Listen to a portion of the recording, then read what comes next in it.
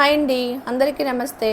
ఈరోజు మన భవ్యస్ కిచెన్ ఛానల్లో చాలా ట్రెడిషనల్ రెసిపీ కోవా బొబ్బట్లు ఏ విధంగా తయారు చేయాలో చూపిస్తున్నా. ఈ కోవా బొబ్బట్లు ఎంతసేపు అయినా చాలా సాఫ్ట్గా ఉంటాయి, అలాగే చాలా రుచిగా ఉంటాయండి. ఒకసారి కోవా బొబ్బట్లు తయారు చేస్తే మీరు ఇంకెప్పుడు బొబ్బట్లు చేయాలన్నా ఈ కోవా బొబ్బట్లే గుర్తుకొస్తాయండి, అంత టేస్ట్గా ఉంటాయి. అలాంటి కోవా బొబ్బట్లని సింపుల్గా ఈజీగా అందరూ ఏ విధంగా తయారు చేసుకోవాలో ఈ వీడియోలో చూపిస్తున్నాను. నేను ఈ వీడియోలో చూపించినట్టు ఫాలో అయ్యి చేసినట్లయితే కోవా బొబ్బట్లు చాలా బాగా కుదురుతాయండి, చాలా సాఫ్ట్గా ఉంటాయి. ఉగాదికి ఎప్పుడు రెగ్యులర్గా చేసుకునే బొబ్బట్లు కాకుండా ఒక్కసారి కోవా బొబ్బట్లు ట్రై చేయండి, సూపర్ టేస్ట్గా ఉంటాయి. అలాగే ఈ బొబ్బట్లు 1 వీక్ పాటు నిల్వ ఉంటాయండి. అలాంటి కోవా బొబ్బట్లు ఏ విధంగా తయారు చేయాలో చూపించేస్తున్నాను. చాలా తక్కువ ఇంగ్రీడియంట్స్తోనే ఈ బొబ్బట్లు తయారు చేసేసుకోవచ్చు. ఈ బొబ్బట్లు తయారు చేసుకోవడానికి కావాల్సిన ఇంగ్రీడియంట్స్ ఏంటంటే పాలు, పంచదార, పాల పొడి, మైదా, నెయ్యి, ఇలాచీ పొడి ఉంటే సరిపోతుందండి. ఇవన్నీ తీసుకున్నాక ఒక మిక్సింగ్ బౌల్ తీసుకుని ఆ మిక్సింగ్ బౌల్లోకి పిండి వేసుకుని కలుపుకోవాలి. ఈ బొబ్బట్లకి మైదా పిండినే వాడాలండి, గోధుమ పిండి కూడా వాడుకోవచ్చు, కానీ గోధుమ పిండి వాడుకుంటే బొబ్బట్లు గట్టిగా వస్తాయి. మైదా పిండి వేసుకున్నాక చిటికెడ సాల్ట్, చిటికెడ పసుపు కూడా వేసుకుని కొద్దిగా వాటర్ వేసుకుంటూ బాగా సాఫ్ట్గా కలుపుకోవాలి. నేను చూపిస్తున్నాను చూడండి. ఈ విధంగా కలుపుకున్నాక 2 టేబుల్ స్పూన్స్ వరకు నెయ్యి వేసుకుని పిండిని ఇంత సాఫ్ట్గా కలుపుకోవాలి. ఈ విధంగా కలుపుకుంటే బొబ్బట్లు చాలాసేపటి వరకు మెత్తగానే ఉంటాయండి, అస్సలు గట్టిపడవు. ఈ విధంగా కలుపుకున్న పిండిని ఒక 1/2 అవర్ పాటు పక్కన పెట్టుకోవాలి. ఇప్పుడు కోవా తయారు చేసుకోవడానికి కడాయి పెట్టుకున్న అందులోకి 1/2 లీటర్ పాలు వేసుకుని పాలు బాగా వేడయ్యాక ఒక పొంగాక 200 గ్రామ్స్ పాలపొడిని వేసుకోవాలి. పాలపొడి వేసుకుని ఎక్కడ ఉండలు లేకుండా బాగా కలుపుకోవాలి.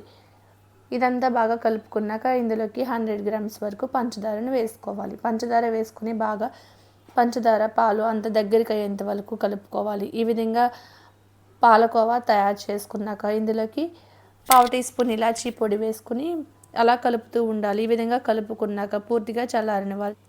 కోవా అంతా గట్టిగా అయిపోయాక ఈ విధంగా ఉండలుగా చేసుకుని తీసుకోవాలి. మనం ఎంతెంత సైజులో ఉండలు కావాలితే ఆ విధంగా చేసుకోవాలి. అదే సైజులో మనం పిండి ముద్దలను కూడా తీసుకోవాలి. మనం ముందుగా కలిపెట్టుకున్న పిండిని మరొకసారి కలుపుకుని అవసరమైతే కాస్త నెయ్యి వేసుకుని కలుపుకున్నాక ఉండలుగా చేసుకుని తీసుకోవాలి. ఇలా తీసుకున్న పిండిలోకి మనం కోవాని స్టఫ్ చేసుకుని తీసుకోవాలి. ఇప్పుడు ఒక బటర్ పేపర్ తీసుకుని కొద్దిగా నెయ్యి అప్లై చేసుకుని దాని మీద మనం స్టఫ్ చేసుకున్న పిండి ముద్దని పెట్టుకుని దానిపైన మరొక బటర్ పేపర్ వేసుకుని మనం బొబ్బట్లుగా చేసుకుని తీసుకోవాలి. నేను చూపిస్తున్న ఈ విధంగా ఇలా చేసుకున్నట్లయితే బొబ్బట్లు బాగా వస్తాయి. మిగిలిన పిండి అంతటిని కూడా ముద్దలుగా చేసుకుని అందులోకి కోవాను స్టఫ్ చేసుకుని తీసుకోవాలి. నేను తీసుకున్న ఈ క్వాంటిటీకి 20 వరకు బొబ్బట్లు అవినివ్వండి.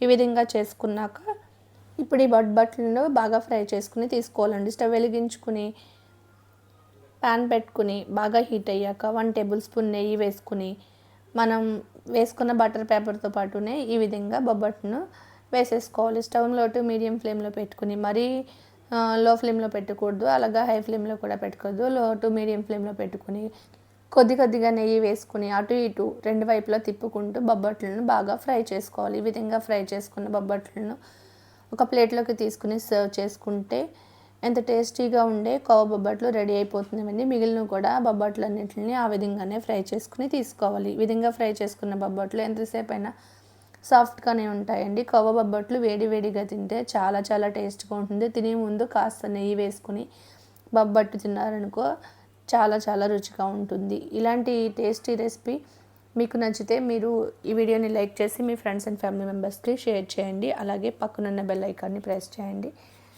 నా ఛానల్ని ఇంకా సబ్స్క్రైబ్ చేసుకోకపోతే ప్లీజ్ సబ్స్క్రైబ్ చేసుకోండి. చూడండి, నేను 1 అవర్ తర్వాత చూపిస్తున్నాను. 1 అవర్ తర్వాత కూడా ఈ కోవా బొబ్బట్లు చాలా సాఫ్ట్గా ఉన్నాయి. అంత టేస్టీ రెసిపీ, మీరు కూడా ట్రై చేయండి. Thanks for watching.